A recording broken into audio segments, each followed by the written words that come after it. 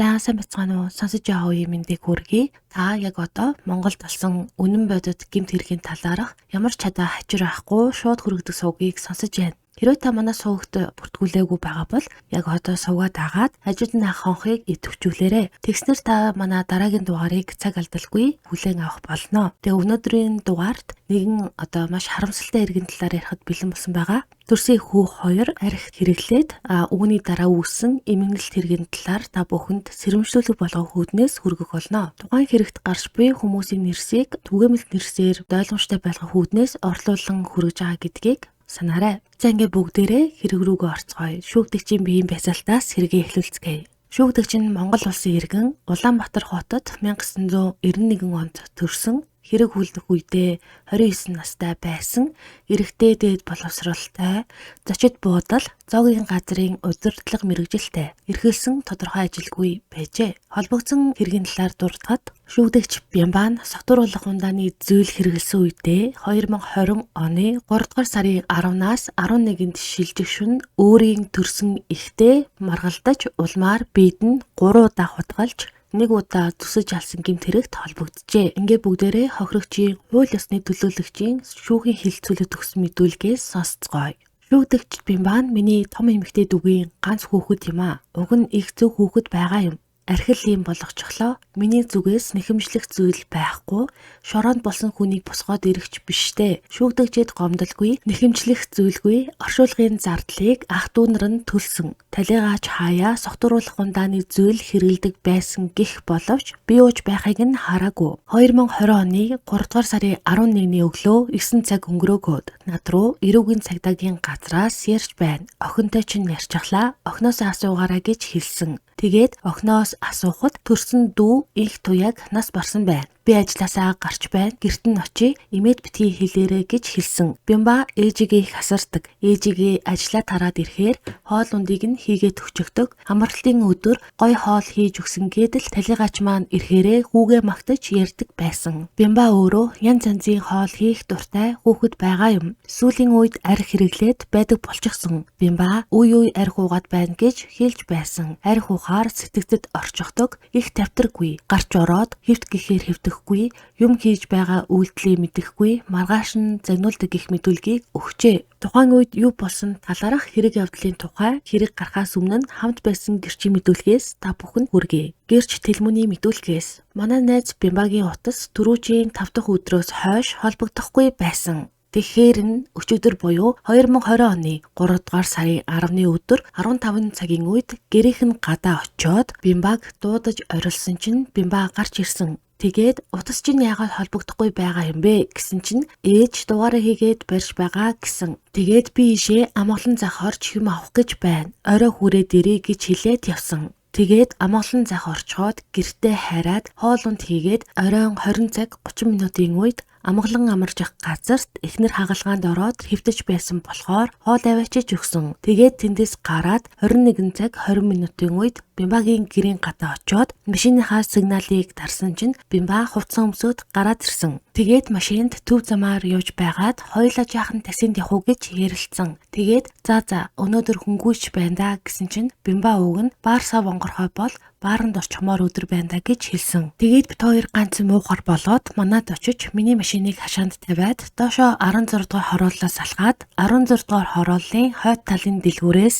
1 шил 0.75 литрийн хараа нэртэй арх, 2 жижиг ундаа, 1 удаагийн аяг аваад би тооцоог нь хийгээд 16 дугаар хорооллын сааданд очиж уусан. Тэр архийг ууж дуусчаад 16 дугаар хорооллын дэлгүүрээс 200 г-ийн хараагийн зөөлөн нэртэй архийг авч сааданд ууж дуусгасан. Тэндээс гараад такси бариад Бямбагийн гэрлүү явсан. Бямба эхнэр чинь эмнэлэгт хэвтчихсэн юм бол ардаас чинь ярихгүй байх. Манад очиод ганц мууй гэж хэлсэн. Тэгээд такситай явж байгаад дэлгүүрлүү Бямба бит хоёр ороод 0.75 литрийн хараа арх, кола ундаа, Change эсээ тамхи, компот зэргийг авсан. Дэлгүүрээс гараад гадаа нь хүлээлгэж байсан таксиндаа суугаад Бямбагийн гэрийн гадаа очиод Бямба төрүүлж гэрлөөгөө ороод ээжтэйгээ уулзаад зөвшөөрөл авчгаад ирье гэсэн. Тэр үед би сотолтой байсан болохоор ухаан санаа орж гараад байсан. Тэгээд гэрт нь ороход Бямбагийн ээж нь ертөнцийн зүгээр зүүн талын орон дээр унтаж исэн. Тэгэхээр нь би сайн байна уу та гэд чэнжисээ тамхи компот хоёроо өгсөн. Тэгээд юм яриад сууж байгаад Бямба авч ирсэнд архиа тойруулаад уусан. Бямбагийн гэрт орохоос өмнө би гадаа нь таксига 10,000 төгрөг өгөөд хүлээлгэж байсан. Тэгсэн ээж охин хоёр ээлжлээд ирж байна уу гэд залгаад байсан. Тэгэхээр нь би 23 цаг өнгөрөөгөөд 24 цаг ерөн дөхөж байхад гэрээс нь гараад таксиндаа суугаад явсан. Тухайн үед таксины жолоочтой маргалдаад байсан. Тэгж байгаад л гэртээ хөргүүлсэн. Гэртээ ороод шууд унсан гэх мэдүүлгийг өгчээ. Гэрч төмрөөгийн мэдүүлгээс та бүхэнд хүргэе.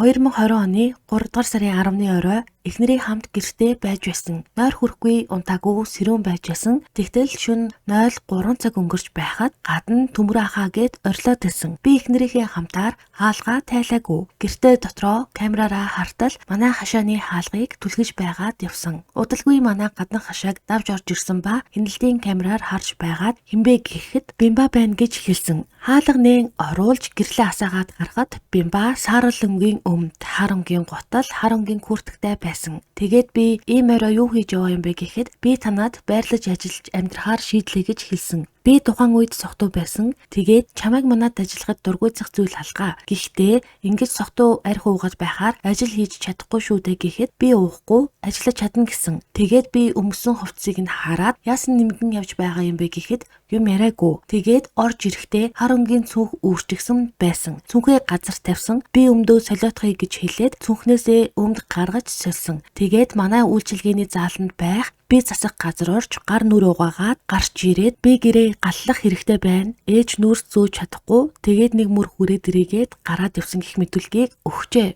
Гэрч хулангийн мөрдөн шалгах ажиллагаанд өгсөн мэдүүлгээс Бямба арай согтруулахундаа уусан байсан. Гэхдээ согтоогүй өөрөөгөө хэнэх чадвартай байсан. Гаднаас орж ирэхдээ сааралангийн бэлтгэлийн өмдтэй байсан ба өмд нь ягаан өнгийн компотны чим шиг хөрөн манжин шиг өнгөтэй зүйлээр бохирлогдсон байсан. Тэгээд Бямба ээжтэйгээ мууталцсан. Хийсэн хоолоо уур хүрээд сасчихсан ч гэлөө асгачихсан ч гэлөө тэгэж ирсэн. Би Бямбаг цай ууж байхад нь хартал гар нь улаан хүрэн өнгөтэй болчихсон. Гарын хумсанд нь хэр орчихсон байдалтай байсан. Тэгээд харж байтал өөрөө Бямба ажиллах шиг болоод гараа угаагаад гарч ирсэн. Тэгээд удалгүй буцаж ирнэ гэж хэлээд яваад өгсөн. Бямбагаас ээжтэйгээ юуны учир маргалцсан гэж асуухад манай ээж бүх юмыг болохгүй бүтэхгүй гэдэл жишээ нь хүн аян замд гарахад тэнгихгүй ингэхгүй гэд дандаа бүтэхгүй юм ярьдаг. Ер нь намнаас нь олигтой юм гардаггүй дандаа муу амалдаг гэж хэлж байсан гэх мэдүүлгийг өгсөн байна. Гэрч цогоогийн мэдүүлгээс та бүхэнд хүргэе. Талигач инх туяаг нэрийн сайн бол мэдэхгүй. Манай хашаанд бууснаас хойш л мэддэг. Талигачийг хаана ажилдаг талаар тодорхой мэдэх зүйл байхгүй. Хаяа нэг гэр орноор нь орж гарч ойр зургийн юм ярьдаг. Миний ойлгосноор зүгээр л жирийн хүн шиг санагддаг. Нэг гайхах зүйл нь талигач хүүтэйгээ нийлээд хамт арх уудаг байсан. Энэ явдлаас хойш 2 удаа ороход гаднаас хүмүүс ирчихсэн. Тэр хүмүүстэйгээ Бямба болон талигач нар нийлээд хамт арх ууж байсан. Тэгээд л би тухайн үед төрсөн их хүү хоёр нийлж арх уугаад суудаг юм байх таа гэж бодож байсан гэх мэдүүлгийг өгчээ. Ингээд бүгдээрээ дуудлагаар ирсэн цагдаагийн мэдүүлгээс та бүхэнд хүргэе. Би 2020 оны 3 дугаар сарын 10-ны 08 цаг 30 минутаас 11-ний 08 цаг 30 минутын хооронд цагдаа, жолооч, цагдаагийн дэд дахлагч Батагийн хамт үүрэг гүйцэтгэж байхад жижүүрээс 2020 оны 3 дугаар сарын 11-ний өглөөний 7 цаг 10 минутанд гэртээ орсон чинь ээж нас барсан байна гэд утас тасрав гэсэн дуудлага манай хариуцсан чиглэлд орж ирсэн. Ингээд дуудлага мэдээлэл өгсөн хаяг руу шууд яваад очиход дуудлага өгсөн гих 30 орчим насны эрэгтэй хүн дуудлага өгсөн хаягийн гадаа зогсож яасан. Тэгэхэр нь машинаасаа буугаад камерын бичлэг хийж та дуудлага өгсөн үг гэхэд би дуудлага өгсөн гэсэн. Тэгээд хашаа руу нь ороход хашааны дотор 2 гэр, нэг байшин байсан. Дуудлага өгөөгч хойд талын гэрлүү дагуулж очиход гэр нь гаднаасаа цойжтой байсан. Тэгсэн дуудлага өгөөгч надад түлхүүр байгаа гэд халааснасаа түлхүүр гаргаж ирээд хаалгаа онгойлгосон.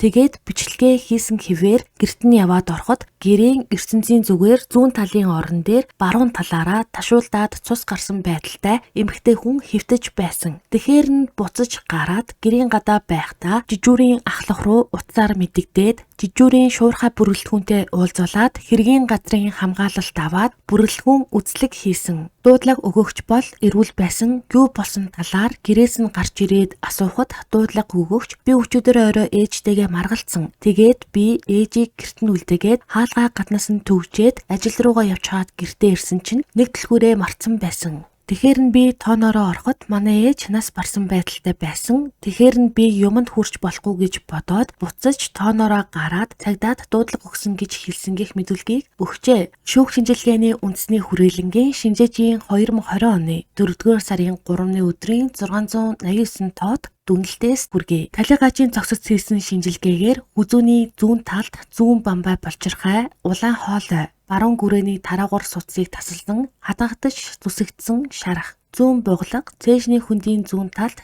цээжний хөндөй рүү нэвтэрч зүүн уушигны дээд дэлбэн гэмтээсэн шарах, зүүн далнаас цээжний хөндийн баруун талд цээжний хөндөй рүү нэвтэрч баруун уушигны дээд дэлбэнг нэвт гэмтээсэн шарах, зүүн шууны шарах гэмтэл тогтогдлоо. Дээрх гэмтлүүд нь эр үзүүртэй зүйлийн үйлчлэлээр үүсгэгдэн гэмтэл нь хэрэг болсон гэх цаг хугацаанд үүссэн байх боломжтой. Талигачийн цогцос хийсэн шинжилгээгээр үхэл хүргэх хууч өвчин тогтоогдоогүй. Талигачин дээрх гэмтлийн улмаас цочмог цус алдаж нас барсан байна. Талигачийн цуснд 2.3 промил спиртийн агуулмж илэрсэн нь согтолтын дунд зэрэгт хамаарна. Өтрээний арчтас дээр эр бэлгээс илрээгүй гэсэн байна.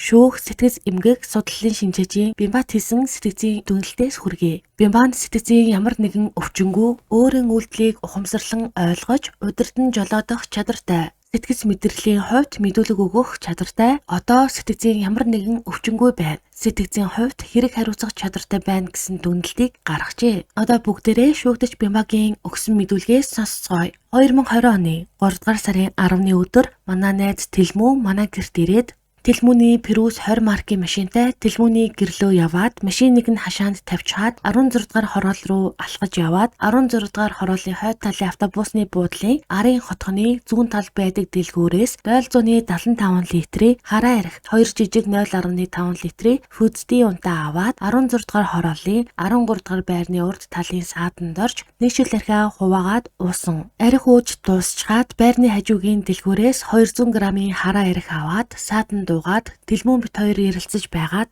манай гэр рүү явхаар болсон. Ингээд зам дээрээс такси бариад манай гэр рүү явсан. Манай гэр рүү орохоос өмнө дэлгүүрээс нэг шил 0.75 литрийн хараа арх, компот, тамхи, ундаа зэргийг аваад манай гэр рүү тэр таксигаараа явсан. Тэгээд Тэлмүүн гэрийн гадаа такситайгаа хүлээж байсан. Би төрүүлж орж ээжээс зөвшөөрөл аваад Тэлмүүнийг дуудаад гэртээ оруулсан. Тэгээд компотыг би хүүхдгийнхаа дотор халаасанд хийсэн байсан. Тэрийгэ гаргаж ирэх гэж байгаад хагалжсан. Тэгсэн ээж авандаа зайгүй шүүдэгээд өглөж байсан. Тэгээд авч ирсэн архиа тойруулж усан. Тухайн үед гэрт ороход халамцуу согтолттой хэвтэж байсан. Орны урд талд Монгол стандарт архины шил байж байсан. Архиа уугаад Тэлмүүн удалгүй явсан. Тэлмүүнийг гарсны дараа архинаас би өөртөө хийж уугаад байж байхдаа ээжтэй маргалцсан. Тухайн үед би нэлээд согтоод төмрөгийн ажил руу явна гэж уурлаад зүхэндээ хувцас хийгээд нэг хэсэг ухаан орохгүй миний санаж байгаагаар би гартаа төмөр иштэй саарал өнгийн хутга барьчихсан. Ээжийн гарыг нь зүсэж байснаа санаж байна. Мөн ээж гараа тэр үед урдаа цээжин дээрээ зөрүүлээд барьчихсан байсан. Тэр үед би хатгах шиг болоод хойшоо болоод түлхүүр цоожоо аваад гараад гаднаас нь цоожлоод гарч байснаа санаж байна. Удаа яг хаашаа хайсан гэдгээ санахгүй байна. Тэгээд гараад хужир болонлоо төмрөгийн ажил руу алхсан. Гадаа гараад юу ч санахгүй болоод улаастай хавцаа алхаж байхдаа ухаан ороод юу билээ хаана алхаж байна гэж бодоод сэргээд тэр чихтэй алхаад төмрөгийн ажил дээр очисон. Тэгээд ажлын гадаа нь очоод төмрөөг дуудаж орилсон чинь гарч ирэхгүй байсан. Тэр нь постны 2 цагдаа дээр очоод энэ хойд талын цайны газрын хүмүүс байна уу гэж асуусан чинь байгаа баха гарч харагдаагүй гэсэн. Тэгээд буцаж очоод хашааг нь даваад хаалгыг нь нүдэх гэсэн чинь уртаас хаалгаа онгойлгосон. Тэгээд дотогшоо ресторан руу ороод төмрөө хулан хоёртой юм ярьж суусан. Ороод удаагүй байхдаа өмсөж байсан бэлтгэлийн сааргал өмдөө сольсон. Тэр өмдний зүүн гуй хэсэг нь компотны шүүс болчихсон байсан. Тухайн үед ажлын талаар л ярьж байсан. Тэднийд байхдаа хоол идээд арх гайгүй болсон. Тэгээд тэдний гэрээс 06 цаг өнгөрөөж гарсан. Автобус 07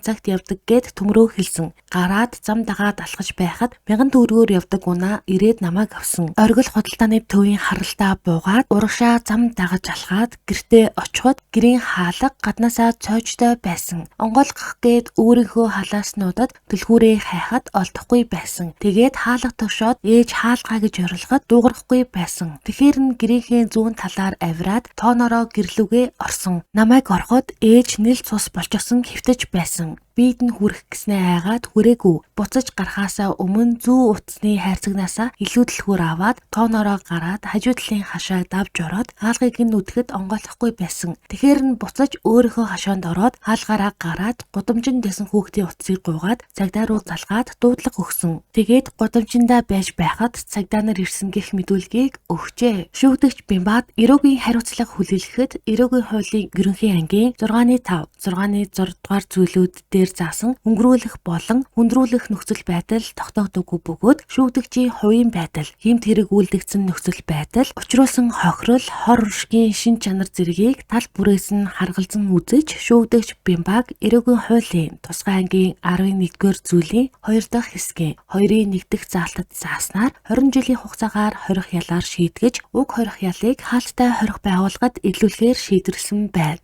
Бямбагийн цагдан хоригдсон нийт 72 хоногийг идэлх ялд нь оруулан тооцжээ. Архины төрлийн зүйл хэрэгэлсэн үедээ ихийгээ өнөөсөн энэхүү хэрэг бол зүгээр нэг аимшигтай тохиолдол биш юм. Энэ бол ухаангүй, хяналтгүй архины хэрэглээ хэрхэн амьдралыг оронгоор нураадаг бодит жишээ юм а. Архийг хизээ, хаана, хинтээ, хэрэг ухаа бодолцож байх хэрэгтэй. Хамгийн зөв нь огт архи хэрэглэхгүй байх юм. Архи хизээч хүнийг гэрэл гээгээ сай сайханд хүргэхгүй. Энэ удаагийн харамсалтай бодолд оруулах хэрэг ийхүү өндөрлөлөө сонсож та бүхэндээ баярлалаа. Дараагийн дугаараар уулзтлаа. Түр баяртай.